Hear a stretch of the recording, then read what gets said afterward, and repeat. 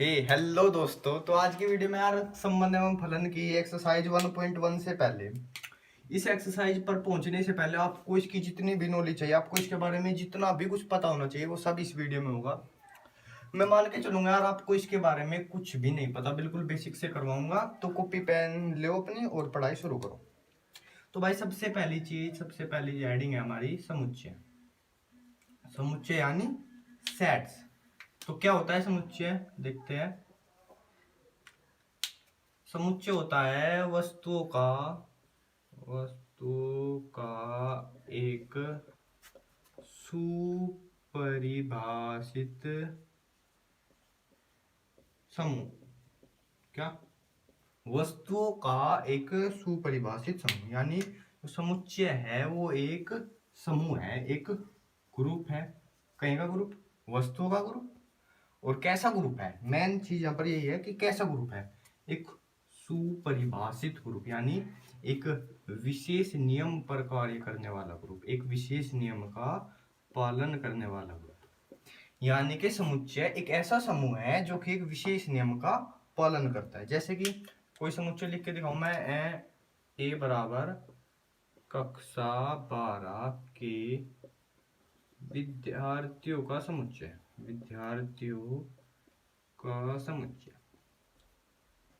तो इस समुच्चय में एक विशेष नियम है। क्या है विशेष नियम? कि वे सब कक्षा 12 के विद्यार्थी होंगे। इसका मतलब आप सब लोग इस समुच्चय में आएंगे। सब लोग, मैं नहीं आऊंगा, कोई नहीं आएगा, सिर्फ क्लास ट्वेल्थ के स्टूडेंट्स हो, चाहे फिर भारत के हो, पाकिस्तान के हो, यूपी बोर्ड के हो, सीबीएसई बोर्ड के हो, सब के सब क्लास 12 के स्टूडेंट्स इस समुच्चय में आएंगे। तो अब देखते हैं यार समुच्चय को हम लोग लिखते कैसे हैं। बेसिकली जैसे कि मैं समुच्चय लिखा है, ये तो एक तरह से समुच्चय का नाम है, कक्षा 12 के विद्यार्थियों का समुच्चय। लेकिन हम समुच्चय को लिखते कैसे है वो देखते हैं। तो समुच्चय के लिखने के भी दो तरीके होते हैं। पहले वाला देखें तो हमेशा एक बात तो याद रखना, समुच्चय को हमेशा मंजिले कोष्ठ में लिखते हैं। अब जो हमारा ये है क्लास 12 के स्टूडेंट्स, यानी कक्षा 12 के विद्यार्थी, इनमें से सबको मैं एक सिंबल मान लेता हूँ। जैसे कि सबको मान लिया एक्स, सबके सब। फिर ये रेशियो, यहाँ पर इसको देख के लोग बच्चे सोचते हैं क्या है रेशियो। ये रेशियो नहीं है, इसका मतलब है सच दैट, या इस प्रकार है कि। अब क्या इस प्रकार है? जो ये x है, अब इसके बारे में हम बताएंगे कि x इस प्रकार है कि, और किस प्रकार है वो अब हम बताएंगे। x कक्षा 12 का विद्यार्थी है। x क्या है? कक्षा 12 का विद्यार्थी है। तो इस विधि को बोलते हैं समुच्चय लिखने की समुच्चय निर्माण विधि। इसमें जो है विशेष नियम को हम लिखते हैं। समुच्चय का जो विशेष नियम है उसको हम विशेष रूप से दर्शाते हैं, विशेष नियम को विशेष रूप से दर्शाते हैं। क्या है? समुच्चय निर्माण विधि। एक बार और बताऊं, जितने भी हमारे हैं जैसे कक्षा 12 के विद्यार्थी सबको एक सिंबल मानते हैं, फिर सच दैट लगा के रेशियो हम उसको बताते हैं कि उसकी क्या विशेषता है, उसके विशेष नियम को लिखते हैं, हमेशा मंजिले कोष्ठ में लिखते हैं। और समुच्चय लिखने की इस विधि को बोलते हैं समुच्चय निर्माण विधि। एक और विधि होती है वो इससे भी ज्यादा सिंपल है, उसको देखते हैं। उसमें क्या है कि बस समुच्चय में जितने भी उसके अवयव है, जैसे कि आप सब लोगों का नाम लिख दो, मैं क्लास 12 के जितने भी स्टूडेंट्स हैं सबका नाम लिख दो, राम, श्याम, मोहन, सोहन, ऐसे, यानी उसके समुच्चय के समस्त अवयवों को लिख देना ऐसे। इस विधि को क्या बोलते हैं? इस विधि को बोलते हैं रोस्टर विधि। दो विधि बताई मैंने, एक विधि जिसमें उस विशेष नियम को लिखते हैं समुच्चय निर्माण विधि, और एक विधि जिसमें उन सभी अवयवों को लिखते हैं, ये क्या होती है? रोस्टर विधि। अब एक ऐसा एग्जांपल लेता हूं जिससे ये दोनों की दोनों बिल्कुल क्लियर हो जाएगी, और संख्याओं का एग्जांपल, क्योंकि हमको पढ़ना भाई संख्याओं में ही है, राम श्याम मोहन सुमन में नहीं पढ़ना। तो एक समुच्चय लिखता हूं मैं, a बराबर x सच दैट x क्या 5 से कम प्राकृत संख्या है। तो किस विधि में लिखा मैंने इसको? समुच्चय निर्माण विधि में, क्योंकि ये बता देता है तो समुच्चय निर्माण विधि में, और विशेष नियम को मैंने इसके अलग से दर्शा दिया। अब 5 से कम प्राकृत संख्या क्या होती है, उन सभी को लिखना है हमको उनके अवयवों के रूप में, तो वो बन जाएगी हमारी रोस्टर विधि। 5 से कम प्राकृत संख्या क्या होती है, प्राकृत संख्या पता है 1 2 3 4, ये होती है 5 से कम प्राकृत संख्या। ये समुच्चय निर्माण विधि, ये रोस्टर विधि। अब जो इसके इस ए के ये जो इसके है, इनको बोलते हैं हम लोग इसके अवयव, इसके कॉम्पो एलिमेंट्स, या इनको दर्शाने के लिए हम एक चिन्ह का प्रयोग करते हैं जिसको बोलते हैं एप्सिलॉन नॉन। एक अवयव है ए का, इसको पढ़ते हैं 1 बिलोंग्स टू ए। इसी प्रकार जैसे 2 belongs to A, 3 belongs to A, 4 belongs to A, और जो नहीं होते इसमें जैसे कि 6 does not belongs to A, 8 does not belongs to A, इसको बोलते हैं 8 पढ़ने के लिए does not belongs to A. ठीक है, तो ये पता चलेगा 1 बिलोंग्स टू ए और 8 does not belongs to A, 6 does not belongs to A. तो अब समुच्चय का टॉपिक लगभग खत्म हो गया। नेक्स्ट टॉपिक है उपसमुच्चय। उपसमुच्चय यानी छोटा समुच्चय, जैसे राष्ट्रपति उपराष्ट्रपति, ऐसे समुच्चय का उपसमुच्चय। अब उपसमुच्चय को पहले मैं एक एग्जांपल से बताता हूँ। जैसे कि मैंने अभी माना था थोड़ी देर पहले ए बराबर कक्षा 12 के विद्यार्थियों का समुच्चय, अभी माना था विद्यार्थियों का समुच्चय। ऐसे अगर मैं एक समुच्चय बी मानूं और बी बराबर लूं, बी बराबर यूपी बोर्ड के और आगे ऐसे ही कक्षा 12 के विद्यार्थियों का समुच्चय। तो एक चीज देखो, जो यूपी बोर्ड वाला हमने जो बी समुच्चय माना है, इसमें सिर्फ यूपी बोर्ड के स्टूडेंट्स आएंगे, लेकिन ए वाले में सब आएंगे। यानी जितने भी बी के स्टूडेंट्स, यानी बी के समुच्चय में जितने भी अवयव है, वे सब के सब अवयव ए में भी है। यानी बी ए में ये सारे के सारे अवयव हमें मिलते हैं। इसका मतलब हम कह सकते हैं कि बी उप समुच्चय है ए का। उप समुच्चय को बोलते हैं सबसेट इंग्लिश में। तो बी उप समुच्चय का, और ये साइन प्रेजेंट करता है बी उप समुच्चय है ए का। ऐसे अगर मैं को देखूं कि बी में ए के सभी अवयव नहीं मिलने के, क्योंकि ए में तो सीबीएसई बोर्ड के और जितने भी आज क्लास 12 के सब स्टूडेंट्स है ना, बी में केवल यूपी बोर्ड के, तो ए जो है वो बी का उपसमुच्चय नहीं है, ए उपसमुच्चय नहीं है बी का। इसका मतलब यहां से इसकी परिभाषा निकल के आती है, यदि किसी समुच्चय के समस्त अवयव किसी दूसरे समुच्चय में मिलते हो, जैसे कि बी के सारे अवयव हमें ए में मिलते हैं, तो ये वाला समुच्चय इस वाले का उपसमुच्चय कहलाता है। परिभाषा क्लियर है। अब एक और एग्जांपल से संख्याओं के इसको और भी ज्यादा क्लियर कर देते हैं। जैसे कि माना था ए बराबर था 1 2 3 4, और इसके कुछ उपसमुच्चय लिखूं मैं, जैसे कि b बराबर है 1 3, तो 1 3 इसमें से निकला है ना, तो b उपसमुच्चय ए का। ऐसे ही और लिख दूं 1 3 4 1, ये सब इसके उपसमुच्चय है 1 2 3 4। खुद का भी उपसमुच्चय है और इम्पटी भी इसका उपसमुच्चय होता है। ये इसको बोलते हैं रिक्त समुच्चय। रिक्त समुच्चय जिसमें कोई भी अवयव नहीं होता, रिक्त समुच्चय को फाई से भी प्रेजेंट करते हैं। तो इन कभी कभी लोग भाई इसको भी रिक्त समुच्चय बोलने लगते हैं, ये नहीं होता। ये इसमें एक अवयव है समुच्चय में। तो अब देखते हैं उप समुच्चय में दो मेन पॉइंट्स हैं जिनको मैं लिख देता हूं, दो मोस्ट इंपोर्टेंट पॉइंट्स उप समुच्चय के। तो पहला है प्रत्येक समुच्चय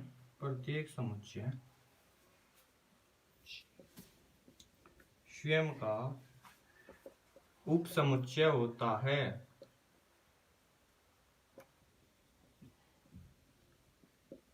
प्रत्येक समुच्चय स्वयं का उप समुच्चय होता है। और सेकंड है रिक्त समुच्चय। हर समुच्चय का या प्रत्येक समुच्चय का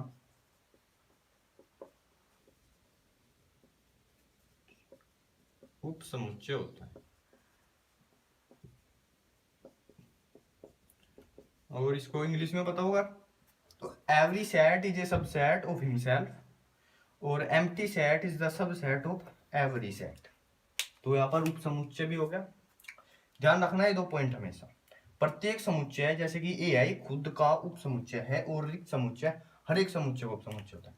अब एक नेक्स्ट टॉपिक है, एक नेक्स्ट है जो बिल्कुल बहुत ही छोटा है लेकिन बहुत ही इंपॉर्टेंट है, तो उसको देखते हैं। तो अगला टॉपिक है भाई कार्तीय गुणन। कार्तीय गुणन या बोलते हैं इसको कार्टेशियन प्रोडक्ट। कार्टेशियन प्रोडक्ट, तो इसको देखते हैं। अब 2 समुच्चय मानूं मैं, अगर a बराबर 1 2 3, सिंपल बिल्कुल, b बराबर a b, बहुत छोटा। और अब बोलता है मेरे को कि इसका कार्टेशियन प्रोडक्ट बताओ, a क्रॉस b बताओ क्या होगा। तो पहले एक बार एक चीज देखो, मान लिया 2 ये है x plus y into a plus b, हमको इनकी मल्टीप्लाई करनी है, तो कैसे करेंगे, x a plus x b plus y a plus y b, यानी एक एक की कर देंगे। इसी प्रकार हम यहाँ भी करेंगे, लेकिन यहाँ पर मल्टीप्लाई करके नहीं लिखना, जैसे लिखना है बताते हैं। जैसे कि पहले ए का ए के साथ होगा तो इसको ऐसे लिखेंगे, एक ए, इसको बोलते हैं क्रमित युग्म। क्या बोलते हैं, क्रमित युग्म। हमेशा जो बी यहाँ पर पहले लिखा है समुच्चय उसका अवयव हमेशा यहाँ पर पहले लिखा जाएगा। ऐसे ही और मैं लिख रही हूँ, एक बी 2 ए 2 बी 3 ए और 3 बी, तो ये हो गया इसका कार्तीय गुणन। ऐसे अगर मैं बी क्रॉस से निकालू तो a1 a2 a3 b1 b2 b3 हो जाएगा। तो कार्टेशियन प्रोडक्ट छोटी सी चीज होती है यार बिल्कुल, लेकिन इसको समझना एक बार और। एक ए एक बी 2 ए 2 बी 3 ए 3 बी, बिल्कुल सिंपल। इसमें जो ये है ना, ये बिल्कुल इसके एक अवयव की तरह है, यानी कि अगर मैं इसको उठा के यहाँ रख दूं इसका कोई फर्क नहीं पड़ता। जैसे मैं इसमें बी को पहले लिख दूं उसका कोई फर्क नहीं पड़ता, लेकिन मैं इनके क्रमों को इसके अंदर चेंज नहीं कर सकता, यानी मैं ए कोमा ए नहीं लिख सकता इसके अंदर, वो गलत हो जाएगा। तो अब नेक्स्ट टॉपिक हमारा जो सबको पढ़ना है, मैन आ गया अब संबंध यानी रिलेशन। तो संबंध देखते हैं भाई, संबंध क्या होता है, कैसा होता है, क्यों होता है। तो नेक्स्ट टॉपिक है संबंध। संबंध क्या होता है, रिलेशन। तो पहले परिभाषा लिखूं या चलो पहले परिभाषा बता दूं।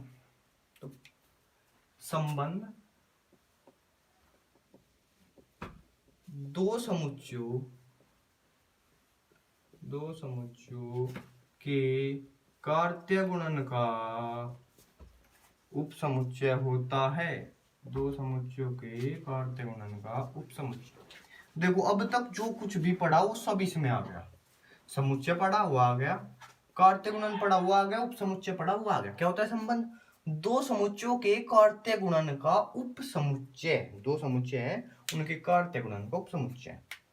2 समुच्चयों के कोई भी 2 समुच्चय उनका कार्तीय गुणन करेंगे और उस कार्तीय गुणन में से एक उपसमुच्चय निकालेंगे, तो वो उन 2 समुच्चय में संबंध होता है। अब ऐसे समझ में नहीं आएगा मुझे पता है, एग्जाम्पल से समझते हैं।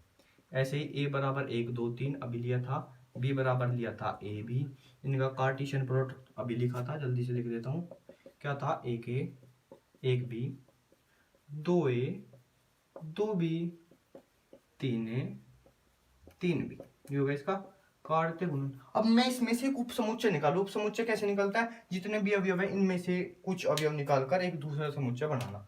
और बराबर मैं मान लिया इसमें से निकालू 1 b निकाल लू और 3 a, ठीक है। तो ये अब ये और हो गया a टू b में एक रिलेशन, एक संबंध होगा, क्योंकि ये 2 समुच्चयों के कार्तीय गुणन का उपसमुच्चय है। क्या, 2 समुच्चयों के कार्तीय गुणन का उपसमुच्चय। और हमेशा उपसमुच्चय होता है a क्रॉस b का, ये बात याद रखना। 2 समुच्चयों के कार्तीय गुणन के उपसमुच्चय को ही भाई संबंध बोलते हैं, ठीक है। अब नेक्स्ट टॉपिक है संबंध के प्रकार। एक बार और, 2 समुच्चयों के कार्तीय गुणन का, 2 समुच्चय के कार्तीय गुणन का उपसमुच्चय। उपसमुच्चय यानी इसमें से कुछ अभी हम निकाल लें, तो वो हो गया संबंध आपका। बहुत ही छोटा और बहुत ही इजी टॉपिक है, पूरे उसको मैंने बहुत छोटे छोटे टॉपिक में डिवाइड कर दिया है। अब नेक्स्ट आता है आपका, ये बिल्कुल आपके एक्सरसाइज में क्वेश्चन नंबर 1 से यहीं से पूछेंगे आपको, संबंध के प्रकार से। संबंध के प्रकार आ गए आपके, तो कौन कौन से है संबंध, कौन से हमको पढ़ने हैं, देखते हैं। संबंध के प्रकार, संबंध के प्रकार में सबसे पहले आता है आपका स्वतुल्य संबंध। स्वतुल्य संबंध, स्वतुल्य संबंध क्या होता है? देखो पहले इसको ही देखते हैं, पहले देखते हैं वर्ड स्वतुल्य। अब संधि विच्छेद करते हैं इसका, स्व प्लस तुल्य यानी स्वयं के समान, हिंदी का अर्थ है इसका स्वयं के समान, यानी इसमें कुछ खुद के समान का जिक्र होने वाला है। वो अब हम देखते हैं क्या होगा। अगर कोई इसमें बेसिकली जो भी संबंध होता है उसके प्रत्येक अवयव का खुद के साथ संबंध होता है, कुछ ऐसे होता है, यानी एक एक, A A, B B, X X, Ram Ram, यानी कि हर एक अवयव का खुद के साथ संबंध होता है, खुद के साथ संबंध। देखते हैं इसको और भी अच्छे से, अब पता चलता ना खुद के साथ संबंध। जैसे कि कोई समुच्चय सेट है ए बराबर 1 2 3, और रिलेशन आर बराबर दे दिया 1 1 1 2 2 2 1 3 3 1। अबे भाई ये रिलेशन कहाँ से आया? अब तो एक ही सेट दिया था। अब किताब में भी क्वेश्चन नंबर 1 से आपको कंफ्यूजन होगी, यार ये रिलेशन कैसे दे रहे हो एक सेट में से।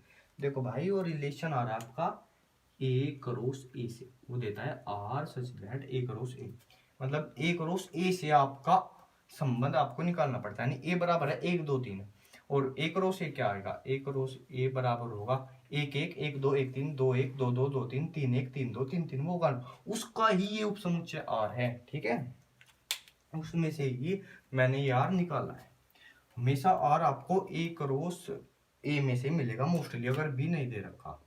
ए बराबर था 1 2 3। तो अब देखते हैं इसमें समतुल्य के लिए क्या होना चाहिए भाई, हर एक का खुद से संबंध होना चाहिए। अब मैं इसमें देखूं 1 1 1 है, 2 2 2 है, 3 3 3 नहीं है। तो जब 3 3 नहीं है तो मेरे को पता चलेगा ये समतुल्य नहीं है। अब मैं इसमें लिखूंगा कैसे, मैं लिखूंगा चूंकि 3 अवयव ए के लिए, यानी ए के अवयव 3 के लिए 3 3 अवयव नहीं है आर, 3 3 आर में नहीं है, अतः आर स्वतुल्य नहीं है, अतः आर स्वतुल्य नहीं है। अब भाई वो बोल रहा कि चल 3 3 नहीं है, तो ले मैं तेरे को 3 3 दे दिया। अब बता, अब क्या बताओ यार, 1 1 भी है, 2 2 भी है, 3 3 भी अब तो स्वतुल्य है। तो अब लिखेंगे कैसे, वो भी देखते हैं अब लिखेंगे कैसे। अब किसी एक को तो लिख नहीं सकते कि भाई ये दे दिया ये दे दिया, तो हम अब लिखेंगे एक और नए सिंबल से आपका इंट्रोडक्शन करवाते हैं। ये क्या होता है, उल्टा ए, इसको बोलते हैं भाई समस्त, समस्त या ओवरऑल। अब देखते हैं इसका काम। अब हम लिखेंगे क्या, जितने भी एक ही अवयव है उनको किसी एक सिंबल से प्रेजेंट करेंगे। जैसे कि वहां पर किया था ना कक्षा 12 के सभी विद्यार्थियों को एक्स सच दैट एक्स से किया था, ऐसे यहाँ ओवरऑल ए अवयव है ए, यानी ए के समस्त अवयव ए के लिए, यानी ए में जितने भी अवयव है उन सबको ए मान लिया, सबको मिला के ए मान लिया, और कह दिया के लिए, इन सब के लिए ए अवयव है आर का। अब इसका मतलब यहाँ पर बन गया कि ए के जितने भी अवयव है उनका खुद से संबंध है। हमने ये बात इस प्रकार लिखी है, आपको भी ऐसे लिखने हैं। वैसे खुद से हिंदी में भी लिख दो कोई बात नहीं, लेकिन यार ये शॉर्ट भी पड़ता है और इसमें सिंबल्स भी ज्यादा प्रयोग होते हैं, तो यही अच्छा भी लगता है। तो ओवरऑल ए अवयव है ए के लिए, ए अवयव है आर का। वैसे आप हिंदी में लिखना चाहो कि ए के समस्त अवयवों के लिए उनका खुद से संबंध है, वो लिख सकते, कोई दिक्कत नहीं है। ए अवयव है आर का, अतः आर स्वतुल्य है। अब लिखते हैं हम अतः आर स्वतुल्य है। फिर से बताऊं, स्वतुल्य का मतलब होता है स्व प्लस तुल्य, यानी खुद के समान, यानी जिसका खुद के साथ संबंध हो। जैसे कि 1 1 2 2 3 3, जैसे X X Y Y Z Z A B B, Ram Ram Shyam Shyam, जितने भी है सब। आप अपना नाम लिख लो, तो स्क्रीनशॉट ले लो, ठीक है, तो इस प्रकार से आपका स्वतुल्य संबंध हो गया। नेक्स्ट है सम्मित संबंध। ओ, इसका नाम नहीं होता है हमें, इसका नाम होता है इंग्लिश में, अगर किसी को देखना हो तो, पक्का नहीं पता पर चलो छोड़ो, रिफ्लेक्सिव रिलेशन होता था शायद, पता नहीं। तो नेक्स्ट है आपका सम्मित संबंध। सम्मित क्या होता है सम्मित, अब देखते हैं। पहले आपको बता दूं इसमें होना क्या है। इसमें ये बोलेगा कि अगर भाई तूने ए बी दे दिया, ए बी अवयव है आर का, ऐसा कोई ए बी, कोई भी ए बी आ गया, तो भाई मेरे को बी ए बी चाहिए, बी ए अवयव हो आर का ये भी चाहिए। कह रहा कि एक्स वाई आपने दे दिया तो मेरे को वाई एक्स भी चाहिए। आपने एक दो दे दिया तो मेरे को दो एक भी चाहिए। आपने राम श्याम दे दिया तो मेरे को राम श्याम राम भी चाहिए, यानी उल्टा भी चाहिए। ये होता है सम्मित में। तो इसको एक समझे बढ़िया से एग्जांपल से समझ में आया। वैसे ही था, उसका उल्टा होना चाहिए हमारे रिलेशन में, हमारे संबंध में। देखते हैं कोई एग्जांपल, जैसे कि ए बराबर है, वैसे पहले वाला ही रिलेशन सेट ले ले, 1 2 3, ठीक है। ए बराबर 1 2 3, इसमें एक रिलेशन है आर बराबर है 1 1 1 2 2 3 1 3 3 2 और 3 3। ये हमारा एक रिलेशन दे दिया। तो बताओ क्या ये समतुल्य है? सम्मित पढ़ रहे हैं, कोई बात नहीं, समतुल्य पढ़ तो लिया। बताओ समतुल्य है? 1 1 है, 2 2 नहीं है, 3 3 है, 2 2 नहीं है भाई, तो लिख देंगे चूंकि 2 2 नहीं है तो समतुल्य तो नहीं है, स्वतुल्य तो नहीं है। अब सम्मित, अब 1 2 है भाई, लेकिन 2 1 कहीं नहीं यार, नहीं यार, 2 3 है, 3 2 है, पर 1 2 है और 2 1 तो नहीं है ना, कोई सा भी एक ना मिले तो इसका मतलब नहीं है, सम्मित भी नहीं है। अब बोले कि भाई चल 2 1 नहीं था, नहीं, चल मैं तेरे को 2 1 देता हूँ इसमें, क्या इसमें एक आपको मिल गया, 2 1 भी मिल गया। अब बता, तो 1 2 है, 2 1 है, 2 3 है, 3 2 है, 1 3 है, 3 1 भी नहीं है, तो ठीक है ले 3 1 भी दिया। अब बता मेरे को ये क्या है? अब ये सम्मित संबंध है भाई, सारे मिले, तो सम्मित संबंध है तो इसको लिखेगा कैसे? तो लिखेंगे कैसे वो भी बता रहे, देखो ऐसे लिखेंगे, ओवरऑल ए बी अवयव है ए के लिए। इसका मतलब क्या? इसका मतलब ए के किन्हीं भी दो अवयव ए और बी के लिए, इनमें से किस, यानी कितने भी दो के पेयर बन सकते हैं ए बी के लिए, ए बी अवयव है आर होने पर, यानी अगर आर में हमारा ए बी आ गया तो भाई बी ए अवयव है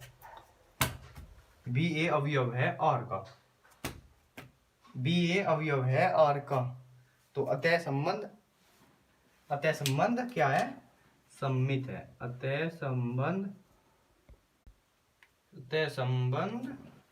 सम्मित है मेरे भाई, अतः संबंध सम्मित। देखो लिखने का तरीका यार इंपॉर्टेंट है भाई, नंबर के लिए लिखने का तरीका आपको आना चाहिए, कोई ज्यादा बताता नहीं पर मैं बता दिया। ए बी अवयव है ए के लिए, यानी ए के जितने भी ए बी है उनके लिए ए बी अवयव आर होने पर बी ए बी अवयव है आर का, तय या तय संबंध सम्मित है, ठीक है। अब एक इसका नाम इंग्लिश में साइमेट्री रिलेशन होता होगा भाई, देख लियो किताब में लिखा होगा।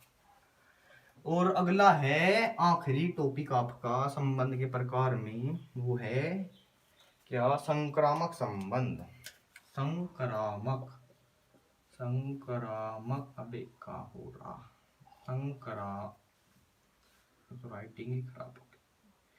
संक्रामक संबंध, संक्रामक में क्या होता है? देखो बिल्कुल सिंपल है, जैसे सम्मित था ना उसके थोड़ा सा और एक लेवल आगे। इसका मतलब ये नहीं है लेवल आगे तो टफ है, बिल्कुल इजी है। एक का दो से संबंध है, एक का संबंध दो से, अब इस दो ने जाके किसी तीसरे से संबंध कर दिया, दो का संबंध हो गया 3 से, तो बोला कि भाई बीच वाले मर जा और जो धोरे के बच्चे उनका एक और रिलेशन होना चाहिए। यानी अगर 1 2 है, 2 3 1 3 है, ये ऐसे रिलेशन है तो भी कोई संबंध संक्रामक होगा। एक और, यदि ए बी है और BC है और फिर AC भी है, B को मार दो बीच में से, AC भी है, ये तीन इस तरह के संबंध है तीन, तो संकर्मक होगा वरना नहीं होगा। XY है, YZ है, तो XZ भी हमको चाहिए, XZ भी होना चाहिए, ऐसा कोई रिलेशन होगा तभी वो संकर्मक संबंध होगा। इसका तो मेरे को पता है नाम, ट्रांजिटिव रिलेशन, ट्रांजिटिव रिलेशन। तो ठीक है, नहीं अभी इसको खत्म नहीं किया भाई, ऐसे ही कर रहा, अभी तो एग्जाम्पल से भी समझाएंगे।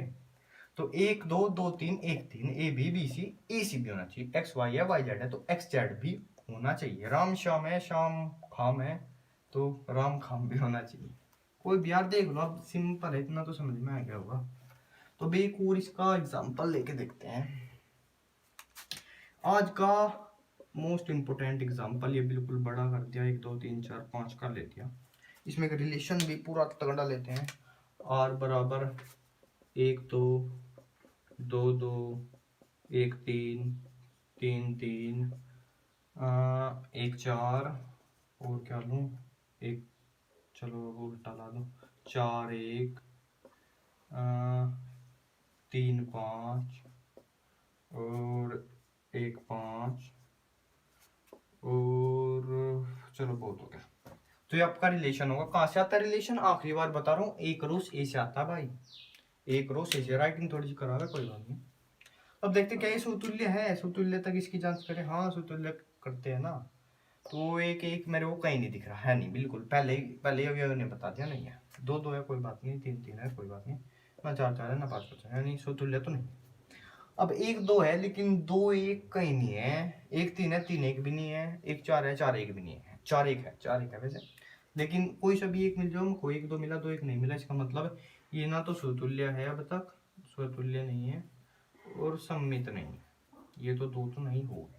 अब तीसरा है संकर्मक, भाई एक का संबंध 2 से है, अब 2 का संबंध किससे है, 2 का संबंध 2 से है और 1 का संबंध 2 से है, ठीक है हो गया। 1 का संबंध 3 से है, 3 का संबंध 5 से है, 1 का संबंध 5 से है। अब 1 का संबंध 4 से है, 4 का संबंध 1 से है, फिर 1 का संबंध 1 से नहीं है, नहीं है, 1 1 नहीं है, देखो A B है, ये BC हो गया और A और C भी हमको चाहिए था, नहीं मिला, इसका मतलब ये संकर्मक नहीं है। और देखिए 2 का संबंध 2 से और तो नहीं है, 1 का संबंध 5 है, 5 का किसी और के साथ है नहीं, कोई बात नहीं हो तो ठीक है। अब ये संकर्मक नहीं है, तो संकर्मक के लिए क्या चाहिए, 1 1 चाहिए था हमको, लो 1 1 भी दे दिया।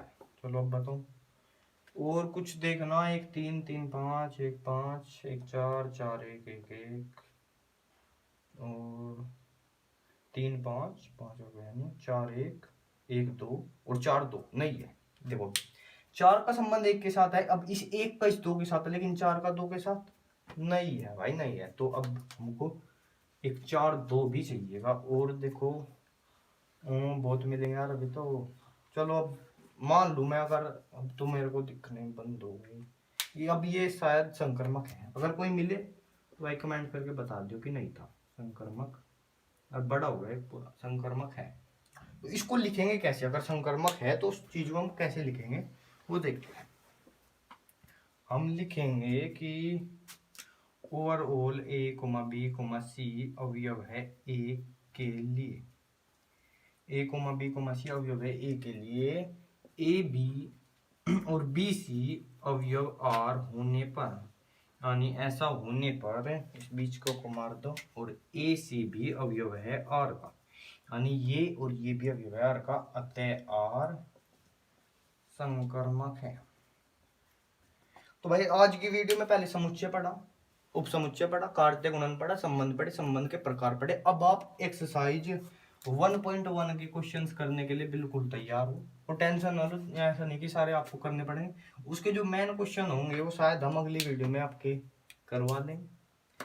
तो आज की पढ़ाई यहीं समाप्त करते हैं, और जैसा कि पिछली वीडियो में वादा किया था, वीडियो का एंड खत्म करने से पहले एक कोट भगवान श्री कृष्ण की तरफ से, शांति में बताऊं, मैंने पिछली वीडियो में कहा था यार, आपने नहीं देखी होगी वैसे, मैंने कहा था जब भी मैं अपनी कोई वीडियो खत्म करूंगा तो उससे पहले किसी महापुरुष का कोई बात आपको बता के खत्म करूंगा, पक्का हर वीडियो को। तो इस वीडियो में बताएं, the key to happiness is the reduction of desires.